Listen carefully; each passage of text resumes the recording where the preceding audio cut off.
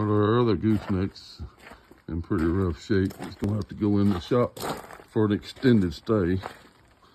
We really can't be without one. So searched and searched and searched on the internet. We knew what we wanted. Finally found what we were looking for. 28-foot neck over. Rubber floor. Escape door. An extra 4-foot cut in the front here. Extra cut gate. Lights on the inside so you can see what you're doing.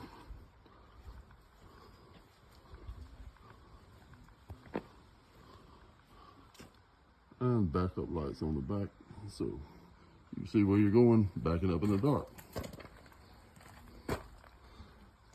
It's got just a little bit of use on it as a demo model.